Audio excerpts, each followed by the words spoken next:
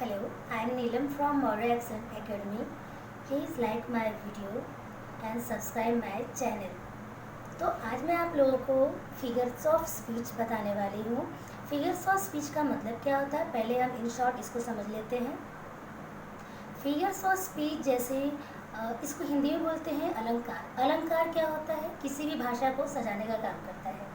मतलब किसी भी भाषा को, किसी भी भाषा में हम जब कोई बहुत अच्छी चीज़ें यूज़ कर देते हैं तो वो हमारी भाषा बहुत ही कीमती, बहुत ही वैल्यूबल बन जाती है। ऐसा लगता है कि इसको बोलने वाला कोई इंसान बहुत ज़्यादा पढ़ा लिखा है। अभी जैसे हमारी दादी नानी है या फिर हम हैं या और सबकी भाषाओं में सबके बोलने की जो शैली होती है, बोलने का जो तरीका होता है, सब थोड़ा अलग होता है। तो दादी और नानी बोलेंगी तो हमें पता चल जाएगा, अगर वो बहुत पढ़ी लिखी नहीं है तो हमें पता चल जाएगा कि ये बोलने वाला इंसान, उसकी क्या क्वालिफिकेशन होगी। तो हम अपनी भाषा में जैसी चीज़ें, अच्छी चीज़ें यूज़ करते हैं, जो चीज़ें यूज़ करके हम बहुत अच्छा बनाते हैं, वो क्या कहलाता है, फिगर्स ऑफ स्पीच। तो आज मैं सिर्फ आप लोगों को 5 फिगर्स ऑफ स्पीच सिखाने वाली हूँ। इसमें सबसे पहले क्या है, सिमिली के साथ साथ मैं मेटाफर एक साथ बताती हूँ, क्योंकि सिमिली और मेटाफर सेम है, बस उसमें एक थोड़ी बस उसमें फ़र्क है। जैसे सिमिली में क्या होता है, किसी भी चीज़ की तुलना हम किसी दूसरे चीज़ से करते हैं। मेटाफर में भी वही काम करते हैं, लेकिन सिमिली में हम क्या करते हैं, तुलनात्मक शब्द, मतलब तुलना करने वाला, कंपेयर करने वाले जो वर्ड्स होते हैं वो यूज़ होते हैं, जैसे लाइक, एज। लेकिन मेटाफर में लाइक और एज जैसी बातें नहीं आती। जैसे हिंदी में पहले आप समझिए, जैसे अगर मैं ये बोलूँ मेरा भाई तो शेर है, ये सिमिली नहीं हुआ। अगर मैं ये बोलूँ मेरा भाई तो शेर के जैसा है, सिमिली मतलब सेम एज माइंड में रखिए। सिमिली मतलब माइंड में रखिए आप, सेम एज मतलब एज और लाइक जैसे वर्ड इंग्लिश में यूज़ होते हैं। जैसे आपको बोलना है my heart is like a singing bird, my heart is like a singing bird मतलब मेरा हृदय गुनगुनाते हुए, गाती हुई चिड़ियों के जैसा है, गाती हुई चिड़िया के जैसा मेरा क्या है। तो अगर मैं ये बोलूँ my brother is like a lion, मेरा भाई शेर के जैसा है।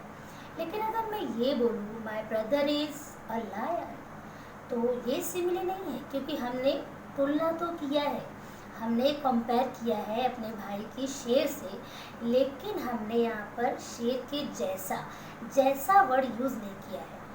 तो ये क्या हो जाएगा, मेटाफर। इन शॉर्ट, सिमिली में किसी चीज़ की तुलना हम किसी दूसरे चीज़ से करते हैं, और मेटाफर में भी हम किसी चीज़ की तुलना किसी दूसरे चीज़ से करते हैं। लेकिन सिमिली में लाइक और एज जैसा वर्ड यूज़ होता है, मेटाफर में लाइक और एज जैसा वर्ड यूज़ नहीं होता। ओके, तो मेटाफर में जैसे आप बोल रहे हो life is a dream, life is a dream, हमने ये नहीं बोला life is like a dream.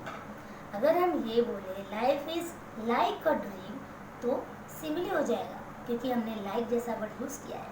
और अगर हम लाइक हटा दें, हम अगर बोले लाइफ इज़ अ ड्रीम, हमने डायरेक्टली बोल दिया life is a dream, like जैसे लाइफ इज़ अ ड्रीम, तो क्या हो जाएगा, ये मेटाफर। चलिए अब हम आते हैं ऑक्सीमोरन। ऑक्सीमोरन क्या होता है, हिंदी में इसको बोलते हैं विरोधाभास।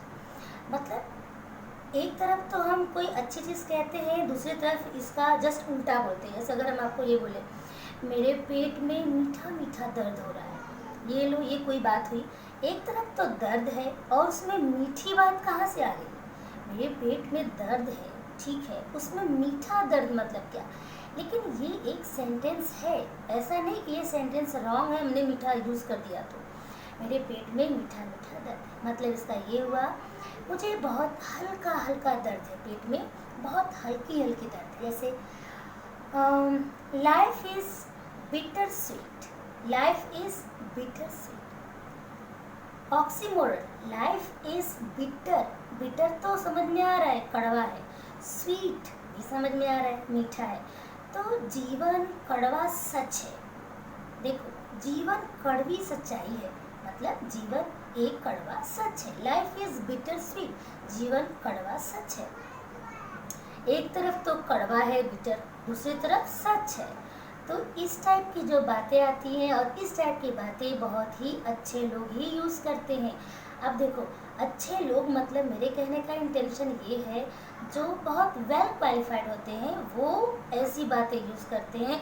इसका मतलब उन्होंने अपनी भाषा को सजा दिया, अपनी भाषा में उन्होंने क्या यूज़ किया, फिगर्स ऑफ स्पीच, जिससे उनकी बातें सुन के हम ये समझ सकते हैं कि सामने वाला पर्सन बहुत ही वेल क्वालिफाइड है। ओके, ये था एपोस्ट्रॉफी, ऑक्सीमोर।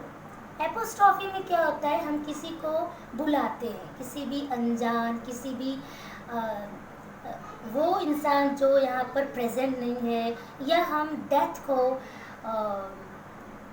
को बुलाते हुए कुछ बातें कहते हैं। हम उनको जैसे हम बोल रहे हैं, ओ मृत्यु कम और आओ और मुझे ले जाओ।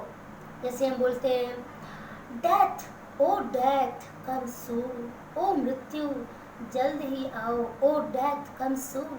सुनने वाला कोई पर्सन यहाँ सामने नहीं है, लेकिन हम मृत्यु से ऐसे बात कर रहे हैं जैसे वो हमारे सामने ही हो। तो ये क्या हो गया, एपोस्ट्रॉफी। एपोस्ट्रॉफी जैसे शायद आपको नहीं समझ में आया होगा, जैसे हम उस इंसान से बातें करते हैं, उसको हम बुला रहे होते हैं, संबोधित करते हैं, वो इंसान जो यहाँ पर प्रेजेंट नहीं है, या फिर हम सीधा मृत्यु से बात करते हैं, आओ और मुझे ले जाओ, O death come and take me. तो ये क्या था, एपोस्ट्रॉफी। अभी हम आपको हाइपरबोल बताते हैं। हाइपरबोल क्या होता है, हाइपरबोल में बहुत ही किसी भी चीज़ों को बहुत ही बढ़ा चढ़ा के बोला जाता है, बहुत ज़्यादा बढ़ा चढ़ा के। जैसे अगर हम बोले युद्ध में तो खून की नदियाँ बह गई। युद्ध में खून की नदियाँ बहना मतलब समझ में आता है कि खून इतना गिरा होगा कि पहले तो धरती जो है सोख की होगी, इसके बाद फिर थोड़ा खून होगा, फिर उसके बाद और बहुत ज़्यादा खून हुआ होगा, तब जाके उसमें लहर आई होगी, तब जाकर तो एक नदी का निर्माण हो सकता है। खून की नदियाँ बह गई, ये कैसे हो सकता है? तो ये बहुत बड़ी बात है। युद्ध में खून की नदियाँ बह गई, ये क्या है, हाइपरबोल है। जैसे अगर हम ये बोले she wept oceans of tears, उसने आंसुओं की नदियाँ बहा दी, सागर बहा दी, उसने आंसुओं के सागर बहा दिए। कोई रोता है, थोड़ा बहुत रोता है, ऐसा थोड़ी है कि इतना पानी आंखों से निकलता गया और पूरा दरिया तूफान, पूरा पानी और लहर समुंदर जैसा, ऐसा किसी बातों को बहुत ज़्यादा बढ़ा चढ़ा के बोलते हैं, वो क्या होता है, अतिशयोक्ति। इंग्लिश में क्या होता है वो, हाइपरबोल। Thank you.